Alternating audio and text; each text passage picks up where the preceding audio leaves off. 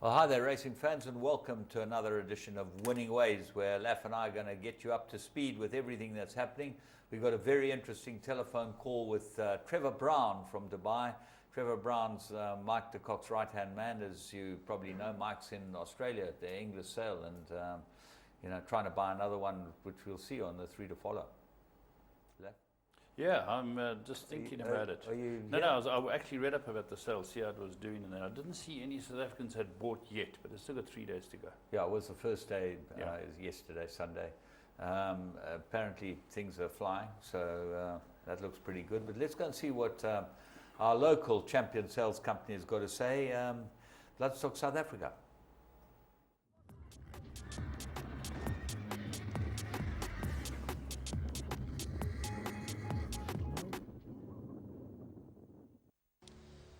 Tom Callahan is the Chief Executive Officer of Bloodstock South Africa, and this year's National Yearling Sale takes place on the 27th and 28th of April, immediately succeeding Champions Day, while the euphoria and the adrenaline is running high. Tom, tell us some of the reasons that you should be buying at this year's National Yearling Sale and some of the incentives that have developed over time to make it really attractive for people to come and buy horses at the National Yearling Sale, which of course is the sale that stops the nation. Well, it is definitely the most exciting time of the year for us as a sales company and for most of our breeders and buyers alike. This is the sale that has produced champions over the years. It is well renowned for its excellent stamp of quality, and we are very excited about the class of the catalogue we have this year. The sale is going to be slightly different this year. It's on the Sunday and the Monday after Champions Day, which is the 27th and 28th of April. That is just to try and fit in with Easter and a whole raft of changes that have happened over April. So we just encourage people to book their tickets as early as possible. One of the issues is the flights are already very booked at that time of the year. So please get involved as soon as you can if you are thinking of coming to Nationals. And you'd be crazy to miss this sale. There's something for everyone. As I said, the quality is excellent. We've got 529 horses catalogued, and we'd love people to come and spend as much time as possible viewing. So the horses will be available at the complex from about the 18th, the 20th of April onwards. So for those ardent horsemen who don't really celebrate Easter, it's the perfect time to come and view horses. Bloodstock South Africa has always rewarded excellence, and this year I think there's a twist with the accumulations of funds that have come into the coffers. I think it's a very exciting initiative. Tell us about it, Tom. We've got a program called the Bloodstock South Africa Value Added Stakes that has changed its face over the last year. We used to reward the winners of 14 races. We've now grown that to 78 races, so every black type race for 2 and 3 year olds. The big news this year is that pot has now gone up to 7.5 million rand from 5 million rand. And that ranges from 75,000 rand for a listed win to 150,000 rand for a Group 1 win. Really is just helping owners, to reward owners whose horses are performing at the highest level on the track. And at the TBA and Bloodstock South Africa, we're all about rewarding excellence. This is the most important part of our industry, is to make sure that we are breeding the best, to race the best, and that is going to ensure the longevity and success of our industry, both locally and internationally. Last year, I think it's fair to say that the so-called pin-up boy of the National Yearling Sale was the Apache, the son of Magog. And this year, we've got a very handsome, unbeaten son of Silvano in the form of Vercingetorix, who's already holding South Africa's flag high in Dubai. Absolutely. What an amazing horse. Champion 3-year-old, Equus champion 3-year-old of South Africa. He's looking like the real deal overseas in Dubai. And he's just testament to the great horse that South Africa can breed. And obviously to a majestic stallion, Silvano, of whom we've got many of his progeny on sale. So Vercingetorix is just one of them. Obviously Dubai is at the forefront of everyone's mind at the moment. And who can forget the likes of our glorious sprinter, Shay, who is going to be back in Dubai this year. We've horses like Heavy Metal, who won the Vodacom Durban July. That just shows the quality of horse that we are both breeding and selling in South Africa, and a great advert for us overseas. From a point of view of arrival times for people to view the horses, run us by that. The horses will start coming in from about the 15th of April. So I would budget for around in that week of the 15th of April. All the horses will be in over the Easter weekend, just so the trucks are off the roads, just for safety of the horses, which is really, it's nice to have the truck companies thinking ahead. Obviously, they don't want to be stuck in Easter traffic. But more importantly, there's a lot of horses to get through, and we encourage people to come and start their viewing over that Easter weekend if they can. During the week is going to be all of our out-of-towners arrive after Easter Monday, which is the Monday the 21st. We'll be working very closely with our sponsor, Empress Palace, who is going to be accommodating our out-of-town guests, and putting on the Group 1 Breeders' Awards on the Thursday night, which is an event not to be missed. The Wilgebos sale party will be on the Friday night, which is another exciting calendar event for over the week. And then obviously Champions Day. The reason why we buy and sell horses is to race in the big races. So Champions Day is going to be a great precursor to what I think is going to be a really strong sale. More importantly, great value for money for all walks of life out there who are wanting to compete at the highest level. My parting message would be, come buy the Horse of the Year in the Year of the Horse at the sale that stops the nation.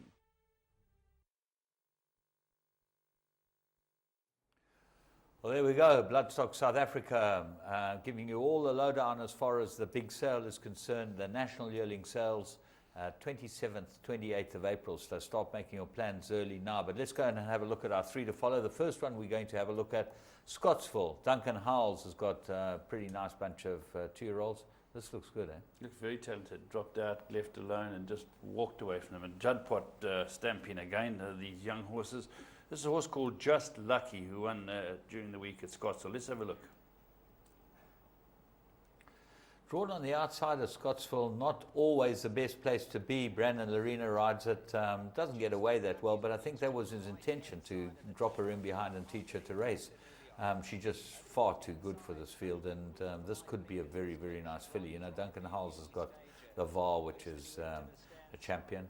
This might be a follow-on. This is a very nice filly. Yeah, she's very impressive filly. He just gives her a very easy ride. People watching her thinking, well, let's hope she's not too green. She's dropped a good few lengths off the pace.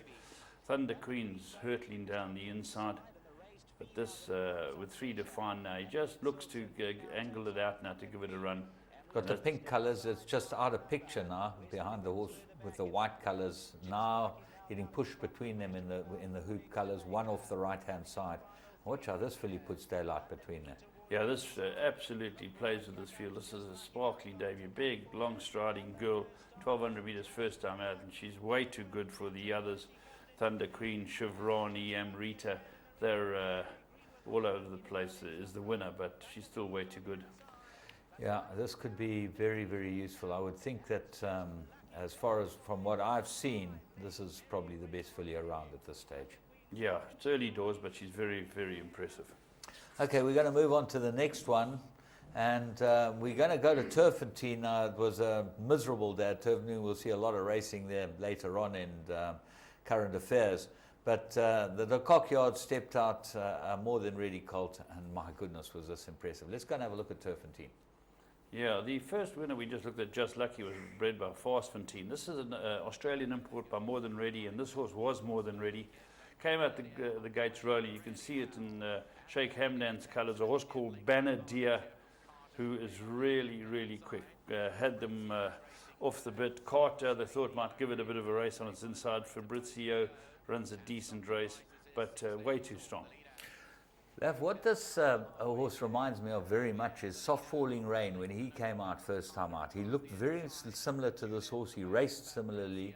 He looked like he might only be a 5 furlong horse, but this horse absolutely canters away from him now going through the 200. More Than Ready had a stakes winner, I think, was in America this week, a Group 2 winner. Very good stallion. Look at this. He's looking all over the place, Anthony Delpesh. Way too good for Fabrizio and Carter. I think Fabrizio is the lateral chasing, but this is won by a street. And it never came off the bit. If you look at Anthony Delpesh, he's absolutely motionless from the 400.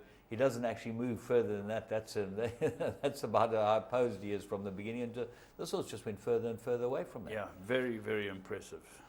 Okay, well, that certainly looks like one worth keeping in the black book. And the next one, Stormy Eclipse. Charles Laird sent out this 2 million rand yearling by Dynasty. He was not confident. He said quite clearly on the air that he didn't think the horse was ready, but he just wanted to give the horse a look at the race course. We thought it was a pretty good run. Let's go and pick him up. Yeah, this is a very nice horse, and just sits off the speed and runs on it, bumbles itself out the gate, and it's last with Arthur. It's a very good family, this. Stormy Appeal, I think, was the mother. That's where the grey's coming from, was by Kilconnell.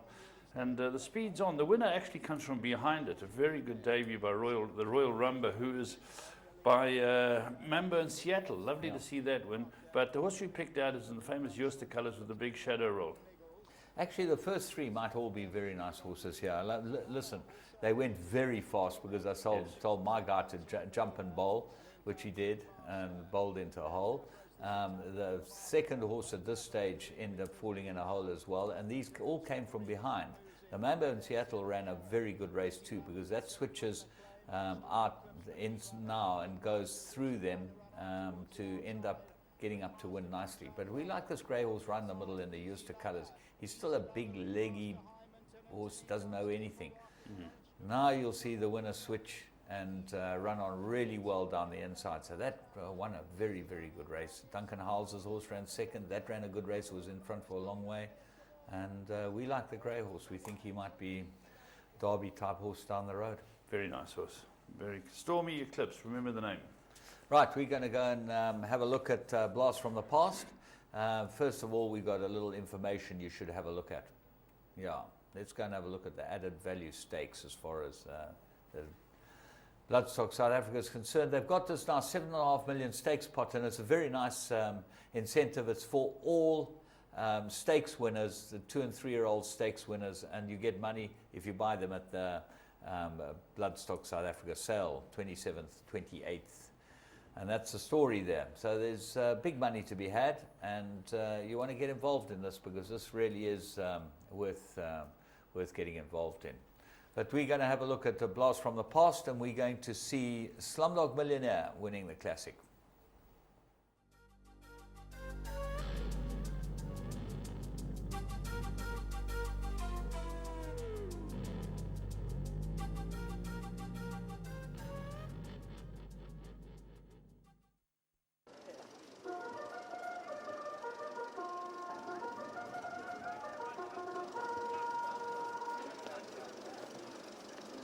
One of the top mile races in the country, HF Oppenheimer Horse Chestnut Stakes, named after two legends, away in racing, 1,600 metres in front of them.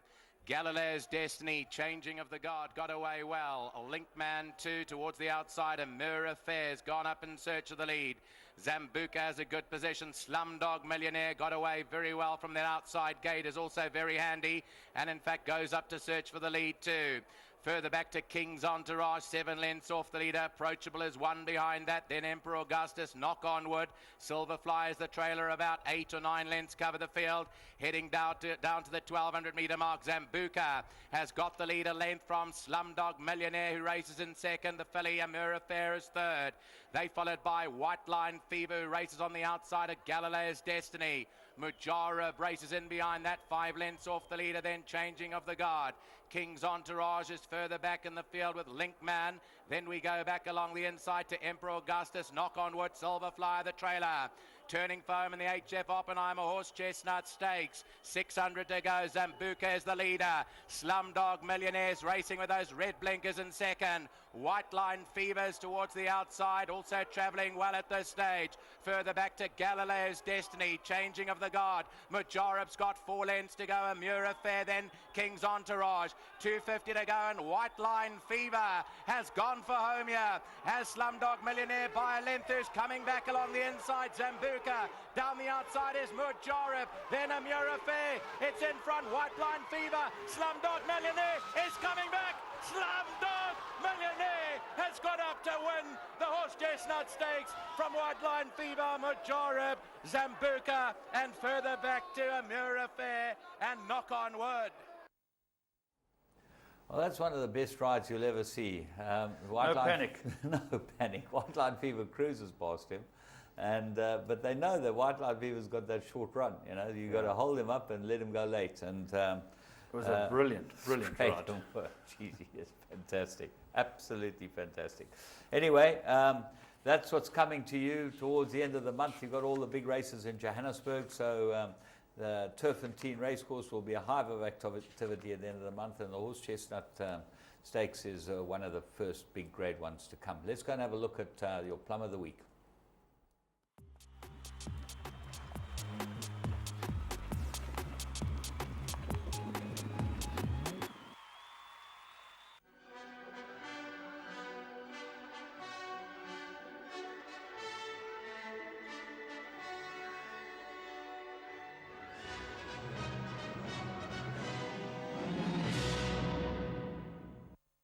being followed by Bunny Steady. Then comes Constantius as they enter the final 300.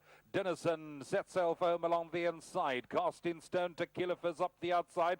Sportoria Racing next, and next we got Constantius, but Dennison into the final 100 has already kicked 3 fallings clear of the balance, and Dennison's finally going to get it right today. Dennison wins a tight behind that for minor money. 3 of them in a photo. Philadelphia Sportorio and Tequila Fizz. Those 3 in a photo for minor money. Well, if you're ever going to have a bet over the weekend, Dennison did look like the absolute business. Interbet, I think you could have got 15 to 10 at least on this horse. He started even money. Yeah. And, you know, you're always getting the right odds. You get 15% better than the starting price, which is 50%. 50% better than the starting price. Yeah. And it absolutely trotted up. Looked overdue to win. Yeah, it looked like a blinder. There were a couple of horses that looked like really decent bets on the weekend, but this really absolutely canted in. King Cole, Dean Canamere, Dennison, plum of the week. We're going to take a little bit of a break where we're going to see some racing, and then we'll be back with part 2 of Winning Waves.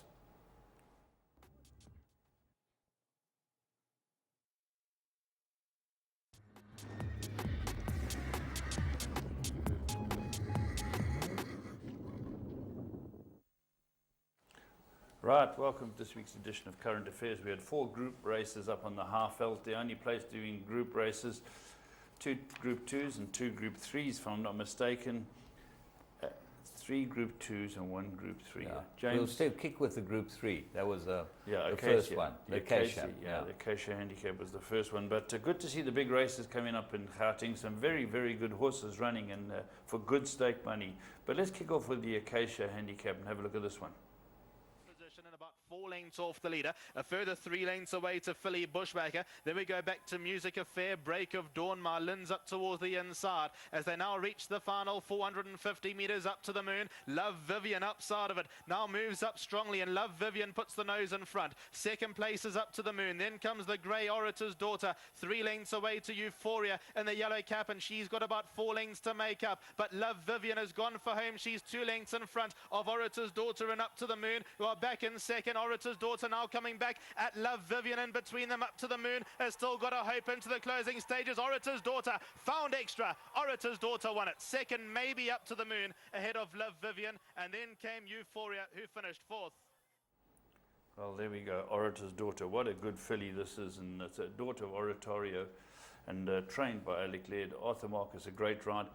James, funny enough, I was at the Perth sale and the half-sister came up for sale, a grey horse, very similar, and it was by a new stallion, a Daniel stallion called Striker, funny enough, and myself and some other guy locked trying to buy it from 6,000 to 37,000. It was bought by a Perth trainer, and I thought, sure, people don't know much about this horse. This is a good horse, Orator's Daughter. Well, if you keep your black book, this was when it won its first start. We said this is one of our 3 to follow, and she won her next 2 starts. Then she ran 4th behind in stakes races. That's right. In the Group 1. Yeah, shit. This is a good filly, and she a showed a lot of guts. And she's by Oratorio. You know, he's standing here. There's 2 Oratorios, James. Oh, is this the Irish Oratorio? No, this is the Australian Oratorio. Okay. This is the Australian one. Okay, but so the Australian one's doing very well. The one doing here, they're both doing very well. Yeah. Okay. So you've got to be. It's quite disturbing. It's like there was another stallion that had Silvana and Silvino. That's right. Remember how difficult that was? That's My right. goodness gracious. Try to be a television presenter with all this aggravation going on. Well, that was the Acacia Good one, Handicap. Alec Laird. Well and done. The Eustace. Orator's Daughter. The next one we came to good. Now we started the Grade 2s, the Y Stakes. Perennially a good race. And this year looked no different. Top horses. And funny enough, it's a horse who we're going to watch, who we watched earlier in the show tonight. Let's go and have a look at the Y Stakes, a Grade 2 race. To go this time, and the field are let loose, and it's an awful start. Pessoa was slow to begin, so too was Kalua Castle, Glorious Jet, and Uncle Tommy also out on the back foot. Chiquili in the meantime from the deepest draw overcame it in a flash and shows magnificent gate speed to show the way by 2. Pomodoro's racing at the rail in second. Then comes Asobar, who goes to join. It's a length and a half away to Festival of Fire, who hugs the rail. Outside of that one comes White Line Fever. 2 lengths back to Kalua Castle. Uncle Tommy Tommy. Then comes Glorious Jet in the green with the white rings, and Pessoa is the trailer and will corner for home in the back seat about 7 lengths first to last. Past the 800 metres board, and Chikili is in front, and he seems to be rather settled today. He's a length and a half clear. Aso Bar in the purple sleeves outside of it. Pomodoro gets a trail from Chikili, and it's just a length and a half away. Then further back to White Line Fever. That's directly behind Aso Bar. Now switches out, and it's got 3 lengths to make up. Pomodoro's bang in the middle of the course. Alongside it is Festival of Fire. Take your pick into the last 400 metres, and Chikili in the yellow cap still has the nose in front. Aso Bar, White Line Fever, 2 off the right-hand side now begins to descend, and here comes White Line Fever. Took over the lead into the final 250. Chikili's in second. Then comes Uncle Tommy, Aso Bar and Glorious Jet. White Line Fever's fought off Chikili and fought off the rest of the field. White Line Fever is supreme today. Second goes to Chikili, then came Uncle Tommy, and fourth goes the way of Glorious Jet. There we are, big, good-looking son of right approach. White Line Fever has always been top draw of the source, and a great ride by Stratham. They're starting to work it out that through the range out the day, the big going seemed to be getting a little bit better on the outside, James. Yeah, owned by the big three, Jooste, Shirtliff and Van Niekerk. Yeah. And this horse has been a hell of a racehorse. He's earned, I think, close to 1.7 now. And very good horse. yeah, he really is a good horse. He's done everything that you've asked him. The up-and-coming horse ran second, Chikeli, I think he's very nice as well. He's been very good. You know, the mother won a Group 2 by Gray's Inn. Gray's Inn, that's right. Gray's The July Inn. winner. Uncle Tommy ran a good race too. But that's the second, that's the Y Stakes. So well done to all the connections of White Line Fever, Sean Terry and his gang. And then we came to the 2 guineas. And the first one was the Wilgebosdrift Gauteng Fillies Guineas in the Grade 2 race. And this race, James, I was a little in the dark as who would win this. I thought it had quite an open look before the race. It certainly did. Santa Carolina, who was the favourite and strongly regarded, highly regarded, she was obviously didn't go in the going, but Jeff Woodruff, he's making a habit of running first, second, and third in these races. And he ran 1-2, and this little filly, a Cretty Pink, they thought she might not get this far. That seemed to be the problem. Yeah, she's another Australian. The Australians had a very good day. I think they had 4 of the first 7 winners, and Wiley Hall ran second. But the Cetri Pink, I didn't think she'd been beaten by these horses. I didn't think she'd be that good. But she's up to her game in the soft ground. She's got to stay. She's by Rocco Gibraltar out of a Galileo mare. Correct. Good gracious. That's what I thought. Anyway. Let's go and have a look at the race. A very successful race for Jeff Woodruff, who has first and second. Athena comes in. Kings V. Winter Star. First leg of the Wilgebosdrift Triple Tiara gates crash open, and they are racing away to an even start. Kings V along the inside tries to hold them off, but Dashing Scarlet quickly goes to the head of affairs. Admiral's Eye and the blue blinkers racing away in third. Then comes For the Lads, who's taken a hold and trying to slot in. Saint Angelique is kept widest of all. Then the all-black colours of Santa Carolina, that races alongside of Not Sulking, and they about 4 lengths off the leader. Sarasota's deepest of all. Then came Polly, who races about 7 lengths from the leader. Then came our Cetri Pink, Athena, Winter Star, and Mojave Princess, those 3 in a line at the rear of the field, and there's about 10 lengths first to last. About to swing for home, they go through the final 900 metres, and Saint Angelique has found herself in front. From a deep draw, she had no option, and she sets the pace bar 2. Second place is Dashing Scarlet, then came Admiral's Eye outside of it. Kings V, Orange Sleeves and Cap is about 4 lengths off the leader. Then came For the Lads, Not Sulking, Black Sleeves and Cap is towards the middle outside. Then we go back to Santa Carolina, Cetri Pink, Sarasota, Grandstand side, Athena, Black Jacket, Red Cap got 2 lengths to make up. It's wide open in the first leg of the Triple Tiara, but Not Sulking and Cetri Pink. Little to choose between these 2. Athena hard up on the Grandstand side. Along came Polly, Admiral's Eye. Then comes Winter Star, but Cetri Pink is now gone clear by a length and a half. Not Sulking racing in second. Athena's 3 lengths adrift. Then comes Along Came Polly. It's Cetri Pink from Not Sulking. It's a Jeff Woodruff 1-2. Cetri Pink will win the first leg of the Triple Tiara. Second goes to Not Sulking. Then came Athena, and Along Came Polly finished 4th. Well, a wonderful performance by this filly. She just kept striding away from them. And Robbie Frad, the rider, I believe he's going overseas, James. Oh, is he? Yeah, but he's been overseas. Going to Australia. You've been to Hong Kong? No, yeah, he's been in Singapore, Hong Kong. He's done his laps. He's a top rider. Yeah. But the word on the ground, he could be emigrating. I don't know. Emigrating? Yeah, it's Going right. to join Jeff Lloyd there. Well, Jeff's there, Glenn's there. You know. Jeff's Jeff. You know. Jeff. Yeah. No, I agree with you. Jeff's the man, yeah. Jeff, Jeff's whatever the that man. means. Yeah. But Robbie Frad will. That's the story on the ground. We'll find out if it's very true or not. But they did an interview in Winning Form, and he mentioned that he was going over there. So, but well done to him. He's top rider. Well done to Jeff Wood. And well done to the owners. They bought this horse in, and it's won a good race. Not sulking. Very good run in second, James, for the Eustis. Yeah, exceptional run. Didn't look like it had the form. Interesting thing is that the filly that won had more runs than anything else in the field, and she's just now really coming to herself. So that's what it looks like anyway. She's up the game, eh? The second filly that runs second is by Trippy, you know, out of a Silver Hawk mare, beautifully bred by Claver Flay by the Eustis. And Athena, well, she looked to have the beating of this lot, but they just ran away from her at the death. I thought she was weighted to beat the top two, but maybe I was wrong. They ran it correct. They ran away from her. Along came Polly's a Group 1 winner. For the lads, a Group 1 winner. Winter Star won Mickey Goss's big race. So Admiral Zaza in third in the Group 1. It could be a very good field in town, James. Absolutely. I think the fillies are quite useful, but this really was a turn-up for the books. And we then go on to the Gauteng Guineas and the Sasco Gauteng Guineas. This was amazing because this was absolutely doddled in. Let's go and have a look at it. Tarish to come in last of all.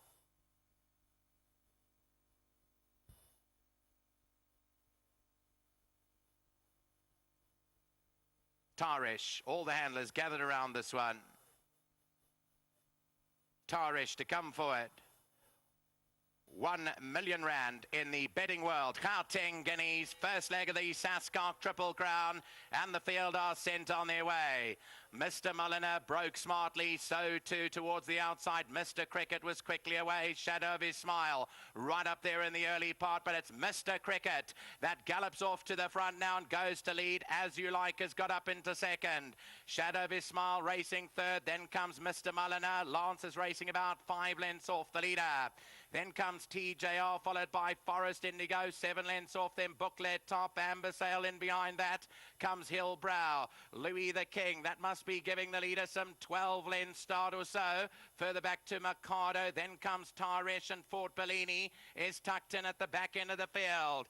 As they head up towards the turn in the betting world, Gauteng Guineas, turning firm, 800 to go, and Anton Marcus has got Mr. Cricket out in front, and they'll lead by 2.5 lengths. From As You Like racing back in second. Shadow of His Smile is third. In behind that is Mr. Mulliner. Lance is on the outside, 4 lengths to go. Then TJR. Forest Indigo's cruising up on the outside. Then comes Louis the King now as they head down to the 400-metre marker. And it's Forest Indigo on the outside with Lance and Louis the King. Mr. Cricket has felt the stick and is going backwards. Now as they come down with 250 to go. And Louis the King has struck the front. Down the inside, As You Like, Forest Indigo, but it's Louis the King with 100 to go, and another win for Jeffrey Woodruff. Louis the King blasts them away. Louis the King wins the Gauteng Guineas. Seconds close between As You Like and Forest Indigo. Third will go to Booklet top, and then came Mikado. Well, another tick in the Black Menalouche box. Another one for Jeffrey Woodruff, Robbie Frad. And their stable certainly had a great day. This was really won a good race. Watching the race, James, I thought Forest Indigo and Kevin Shea, they had timed it perfectly. They were going to win. Yeah, I think we discussed it last week, and I was pretty confident Forest Indigo was the right one of theirs. And I'm shocked the way this horse actually beat him. He cantered away from him. Yeah. But, you know, the further they went, the easier he won. The horse that ran the race of his life behind them, because this horse was definitely the best horse in the race, and this must be the best 3-year-old in South Africa now, I would have thought. The way he's beaten these horses. Yeah. You got a line through Forest Indigo with the Cape horses, and you're right. This got to win everything, and I would think he's out of a rich man's gold mare. He was bred by Philip Kahan at the Alchemy. 60 grand he cost at at the 2-year-old sale. It just shows Was you. he 2-year-old also? I thought The it was Durban sale. It was Durban sale. Durban I sale. think it's the Durban sale. 60,000 rand. It just means everyone's got a chance, James. Everyone can buy a decent horse. Yeah. If they're a foal, you've got to get out there and dig them out. And as you say, Black Manalouche. And well done to everyone concerned with Louis the King. Just running through the others while we're talking, James. I like the finish on Boucle Top, suggesting this Argentine horse is going to stay well. I think, yeah, he looks like a Derby horse to me. He runs on well in all his races. This is the first look, he ran third over a mile behind Willow Magic, but this is the first real cracker, real testing conditions. Wait till you see him go 2,000 meters. He could be a really, really good Alec horse. led, obviously mixed emotions because he saw his unbeaten horse go at the front and fall away. Arthur Marcus said there wasn't much left at the 900. But his second, third and fourth, 3 very good horses. Yeah, you see when they step up, they go step up to the plating in these group races, and Mr. Cricket maybe not suited to those type of conditions. Maybe he's a galloper. Or tactics. Well, he won last time from the front, canted Mr. to the Cricket. front and won easily. Yeah. He didn't go to the front, James. I've got the form in front What of me. does he say? Martinez Mini rode it. Where was he? Was in front at the 800, 1.4. It was in front at the 400, 1.1, Okay. and it won by 2.5 lengths. Good so enough. it went to the front in a mile at the Val, and over 1,400 meters, absolutely canted in. I remember winning. You know. What about Lance? Lance, but The disappointing, you know. He honestly, on the line through Forest Indigo, had to be there or thereabouts. Yeah. You know, The ground's got to have some effect, James. He Because it looks like finished, Mr. Mulliner finished alongside Boucle Top the other day, and now there were 13 lengths. So the ground might have played into some of their hands. But, you know, Louis the King had 4 runs. He won 3. He only got beaten in the yielding going. So you think to yourself, well, maybe he got beaten by Lance, 3 1/4 lengths. You then come to the yielding going, well, maybe he would, there was a kilo in it. In fact, he gave Lance a kilo. You think Lance has got to be there or thereabouts. And when you start tying up the form lines between these horses, lots of things that don't really add up. 15 lengths between them in that race. So that race, I don't know how the form's going to stand up. But well done, of course. A great day for Jeff Woodruff, his clients, and for Robbie Fred winning those features. And it looks like, as you say, he's going to have a very good season with these 3-year-olds. His older horses were so dominant in the Summer Cup, you know. So he's got a wonderful string now. Absolutely.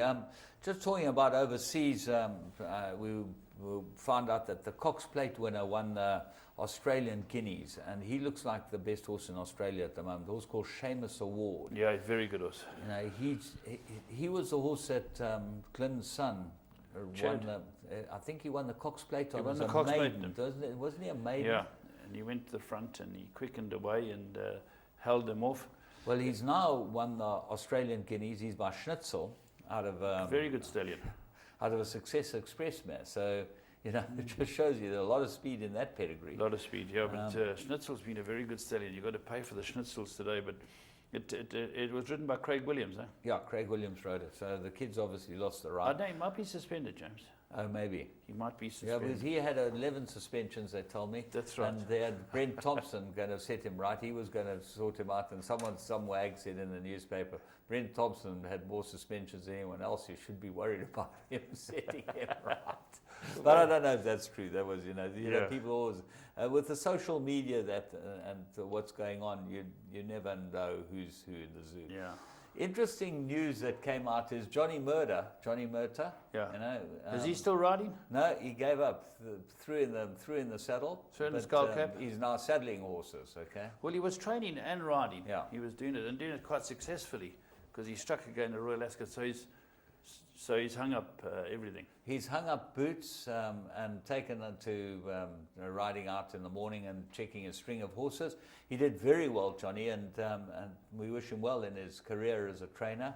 A lot of jockeys become trainers, and a lot don't succeed. But I think he's a top horseman, and he's probably shown that he can do it.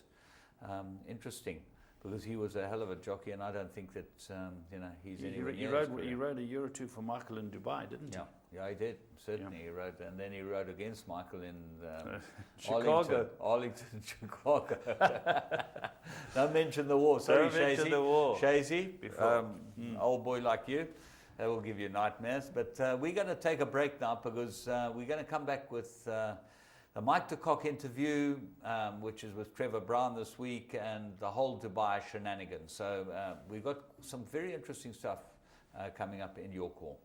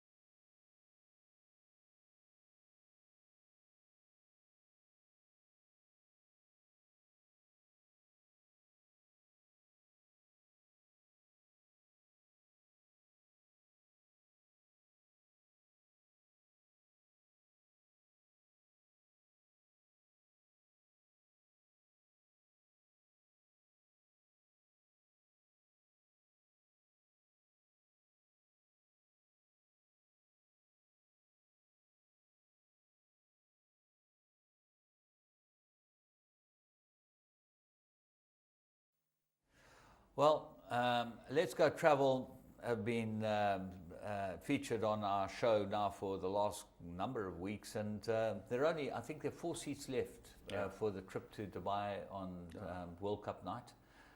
So he's pretty well filled it up, and if you want to go, this is your last chance. Yeah, I think I think it's done. It's just about closed doors there, but at least he's moving on. The demand is now moving on to Hong Kong. Well, that's the next big travel event. The 27th of April is the Hong Kong QE2 Cup, and Phil's ended up getting a private suite right on the finish line for his patrons. There are only 22 people in the touring party, so if you want to go to Hong Kong to go to on the Let's Go Travel tour, it's 4 days, I think, or 5 days. They're staying in a 4-star hotel in Hong Kong, and the QE2 Cup, and hopefully we'll have a few South African horses racing. And it's cheap. He's done it at an incredible price, 22,500 for the whole trip. Wonderful. Including the day's racing and everything paid for at the day's racing in your private suite on the finish line. So Let's Go Travel. We're going to have a look at what they've got to say. As they say, 4 seats left in for the Dubai trip, and I'm going to be in Dubai this week, so we'll bring you up to date with all that's happening there for Super Saturday. Laf, you're going to Dubai for the World Cup night, so that should be fun. Yeah. Let's go and see what it's got to say, and then we've got a little insert from Andrew Bond on what Dubai is all about. So this should be fun. And thanks to Andrew Bond for the insert and the work that he's done for us.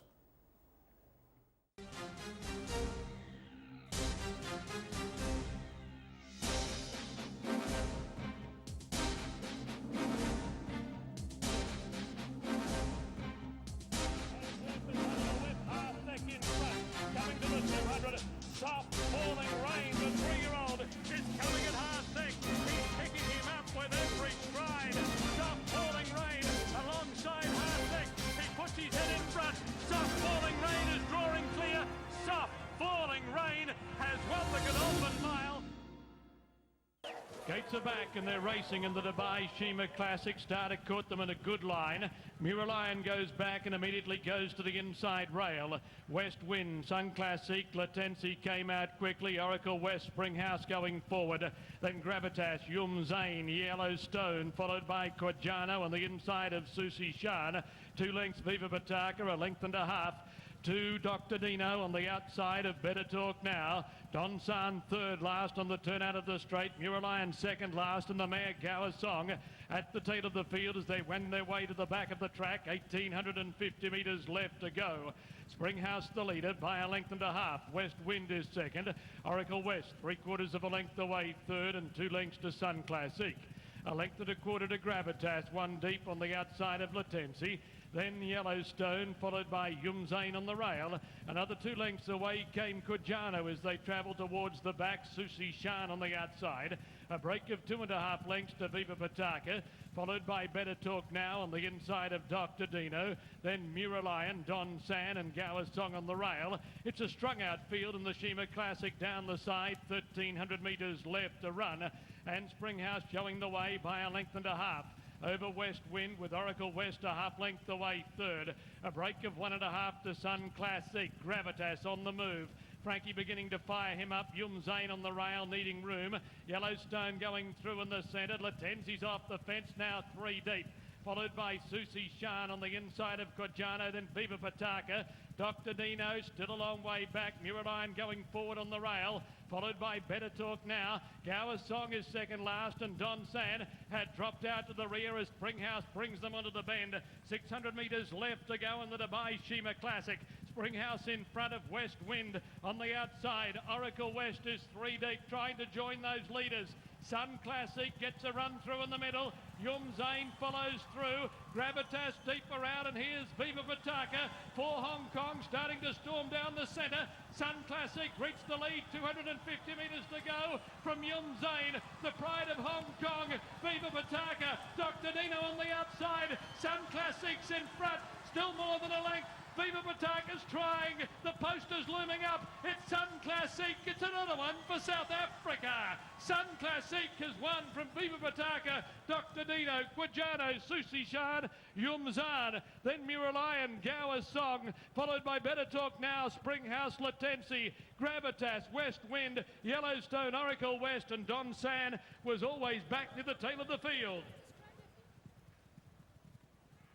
Confidently ridden Kevin Shea went for home a long way out, 400 metres out. Viva Pataka, Yum Zane, Dr. Dino all chased her shadow. She wasn't going to stop, and Sun Classic, who is bound for England in the summer, stamps herself as a mare of real, or filly of real quality. And what an advertisement it is for these South African horses who for so long were in exile. Kevin, you said this is a dream. Yeah, with all these good fillies, yeah, of course, yeah. Isn't it appropriate for a good filly like us to win? Amazing. We were very, very confident in the race, and the race just playing out well, and she just showed you she's a champion.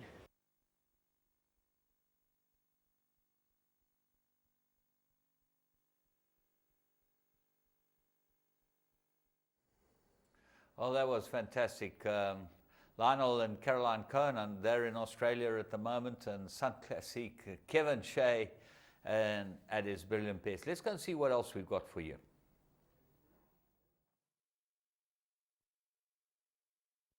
The starter has the button, pushes it. Right approach, brought up 1,000 metres. But Grand Emporium in front, too good.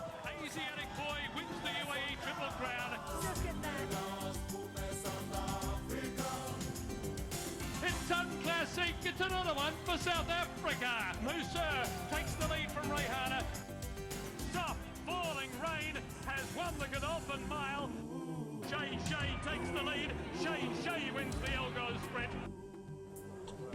It's Victory Moon. Back comes again. Victory Moon. Ipi Tambi takes the lead and wins 2 seconds for the Dubai Duty Free. Ipi Tambi the winner. Well, on the line with us from Dubai this week is none other than Trevor Brown, Mike de Kock's right-hand man. And Trev, nice having you on the phone. Yeah, good to be on the phone, thanks.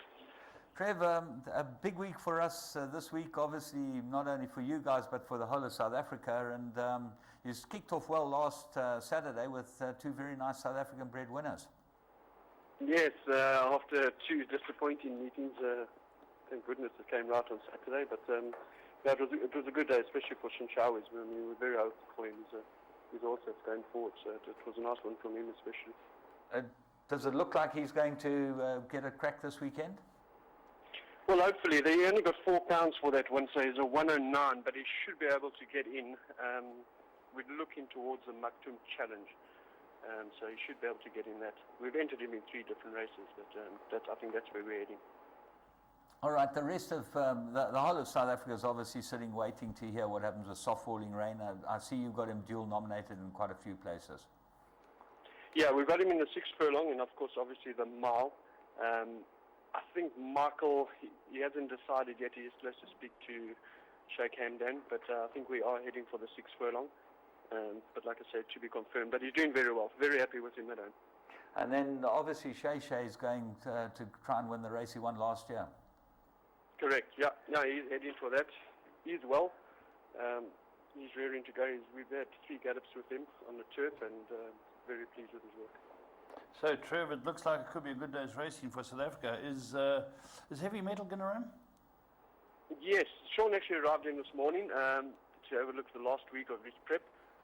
Pretty happy with him. He's definitely running. He's same as him. He's in 2 races. He's in the 2-4 and the Jebelata, which is the 9 furlongs. So I think Sean's just going to decide this morning. You know, he's having a look at the entries right now. They've only just come up. So Okay, and how about Mujarib? Mujarib, yeah. He's, you know, the way his style of racing here at the moment, it's looking like he wants further and further. We didn't think he would get the 2-4, but the way he ran last time, the jock came back and said, you know, maybe we should go the 2-4. But he's doing well. Okay, anything else we should know from your side? Well, you know, just looking for Shane Showers if he's going to improve off that 109. He will have to get a shot in World Cup night. But yeah, really looking forward to Vercingetorix as well. You know, he's in the Jebelata. He's quite an exciting horse. He's come on from his last win. That was my next question. How's he come on? Because he was a bit of a slow starter.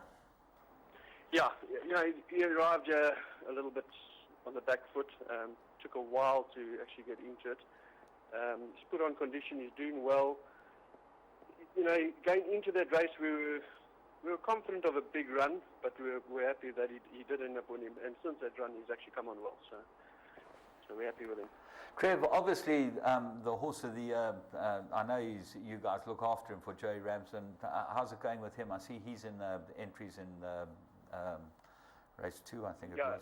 Yeah, he's in the mile and the Jebelata as well. Joey's in Australia at the moment, so I'm not quite sure where he's going to go with him. I would presume he'd stick to the mile, but yeah, he's thriving. Oh, he's really, really doing well. He's a machine. So it looks like we're heading for a great weekend, and hopefully, you know, just carry on the good work. I see you're only one behind Ben Sarur on the trainer's log.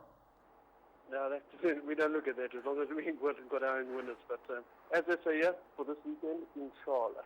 Inshallah. Trevor, thanks so much for joining us, and all the best. I look forward to seeing you on Wednesday morning. It will be such fun.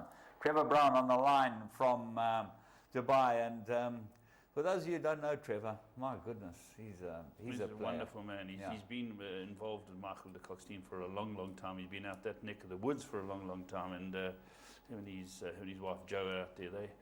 They're part of the furniture there, but he's a wonderful person. Yeah, I you know, just when you arrive there, they're just also welcoming and happy to see you. And I suppose, you know, that's part of the furniture. Anyone that's happy to see me has got to be a real good guy. Well done, Trevor. We look forward to seeing you and bringing you up to date with everything that happens in Dubai over the weekend. The starter has the button, pushes it. Right approach, brought up 1,000 metres. But Grand Emporium in front, too good. Asiatic Boy wins the UAE Triple Crown. It's Sun Classic, it's another one for South Africa. Musa takes the lead from Rayhana. Soft falling rain has won the Godolphin Mile. Shay takes the lead. Shay wins the Elgo Sprint. It's Victory Moon. Comes again. Victory Moon. Ipe Tombe takes the lead and wins 2 seconds for the Dubai Duty Free. Ipe Tombe the winner. Well, it's so exciting, not impossible. I'm like a child. I got a saying, but I'm not going to say it on television. But really ready to go to Dubai. It's going to be fantastic racing over the weekend. The South Africans are going to be there in force. Then you've got the World Cup. And it's just amazing. Let's go and see what Andrew Bond's got to say.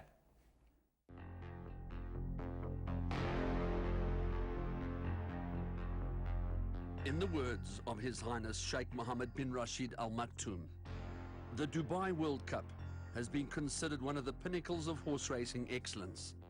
In fact, it has become known as the Olympics of thoroughbred horse racing. This is Maidan, the stadium that hosts the Olympics of horse racing. The grass track which runs closest to the grandstand is as smooth as silk. The Tapita track is closer to the inside and the track on which the Dubai World Cup itself is run. This, however, is the training track. And this is where South Africa's maestro Michael de Kock does much of his preparation. Here is the Apache, a son of Magog, flying down the track with Christophe Soumillon. And here is the unbeaten son of National Assembly. His name is Soft Falling Rain. With 13 winners in the carnival, the track record holder on the grass over 1,000 meters is the son of National Emblem, and his name is Shay Shay. But what's Mike de Kock's overall take about Maidan? Races are not run on paper at the end of the day. This is quite an unfair track, and a lot can go wrong. I mean, if you watch racing at Maidan every Thursday night, there's some horrendous bad luck stories, week in and week out, which, you know, it's got to tell you something. Clearly, it's not the fairest track around. They don't go a decent pace. No one wants to lead for $2 million. So, you know, there's a lot that can happen. There's a lot can go wrong. Very tight tracks. Really, you know, listen, they're not in punters' favours, let's put it that way. And so to the Godolphin Mile, a race Mike de Kock has won before with Grand Emporium, also a son of National Assembly. Here's Terry Spargo. Shane Ryan has the button. Gates fly and they're racing in the Godolphin Mile, and Sam Mid and Master of Hounds both a little slow to go. Capital Attraction came out quickly. Red Jazz began well. Capital Attraction is third and now moving closer. Thick out very wide and then Penitent, followed by Move Far being hard ridden. So is Surfer. Soft Falling Rain on the outside. Then Time Prisoner, a break to Moonwalk in Paris, Zazu, Sakila, rerouted Master of Hounds, Barbecue Eddie and Samid is the last to turn in the Godolphin Mile. 400 left to run where Harthek had moved up on the outside to take the lead away from Alpha. Soft Falling Rains a length and a half away, then Capital Attraction, Penitent, and Surfers under the whip, Harthek in front. Coming to the 200, Soft Falling Rain, the 3-year-old, is coming at Harthek. He's picking him up with every stride. Soft Falling Rain alongside Harthek. He puts his head in front. Soft Falling Rain is drawing clear. Soft Falling Rain has won the Godolphin Mile. I haven't seen too many horses, you know, under pressure that early, deep, and still keep finding in the straight. It was a hell of a guts, you know. I mean, it just shows you how good this horse is and what heart he's got. And so Sheikh Hamdan, son of National Assembly, ridden by Paul Hannigan, returns to the winner's enclosure out of a Giant's Causeway mare called Gardener's Delight. Bred by Mike Sharkey at Highlands Farms, he remains unbeaten and heads for the King's Stand at Royal Ascot. And now to Shay Shay on the grass in the Alquaz Sprint. The gates are back and they're off and racing in the Elgar Sprint, and Mr. Big on the outside, one of the first away. Soul Power out wide, jumped well, but is dropping in behind the pace. Ganassan Varsity came out very quickly. Duck Scholar not far away. Nor is Eagle Regiment, followed by Mashua Joe.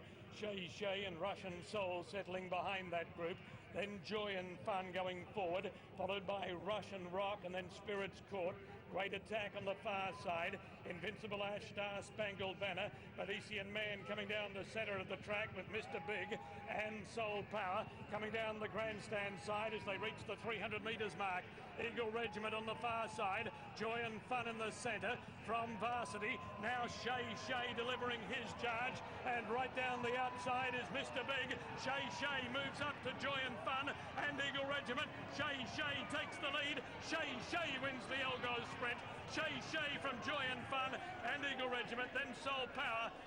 The route coming here is not easy. You know, the horses build up in the carnival. They do better the longer they're here. And it's unrealistic to expect them after all that travelling to be hot and fired up first up here. And at the end of the day, horses like this are geared for tonight, and that's where we want to be with them. And the way the race unfolded, it just almost worked out as perfectly as you could have wished. Perfectly. There was plenty of speed. You had a horse to go and fetch. Fantastic, you know, fantastic for South African breeding. There's very few South African horses here. 2 winners on the night. There's a lot of expensive, well-bred horses here, and it's great to showcase our product. And this is what it's really all about. It doesn't matter how much money you've got in this world. This joy is absolutely unbuyable. Brian Joffe and his partner, Myron Burzak, savour the moment of Shay Shay returning to scale and appropriately passed the South African flag to the Frenchman Christophe Soumillon, who raises the flag proudly above his head to the appreciative South African Let's Go Travel crowd. What a moment to savor. The son of national emblem, a grandson of National Assembly, a true blue South African bred horse racing hero. And as the celebration, elation and joy was shared by one and all, the fat lady hadn't sung yet. There was another big payday coming, and that was the Apache's performance in the Dubai duty-free $5 million United States dollars. The Apache about to join in, then City Style and Giofra is flashing down the center of the track. Sarjar got through at the 200 meters mark. Sarjar took the lead. The Apache trying to go after Sarjar, then Aguigu. Giofra can't go on. Sarjar's in front for Sylvester de Souza, and Sarjar wins the duty free from the Apache.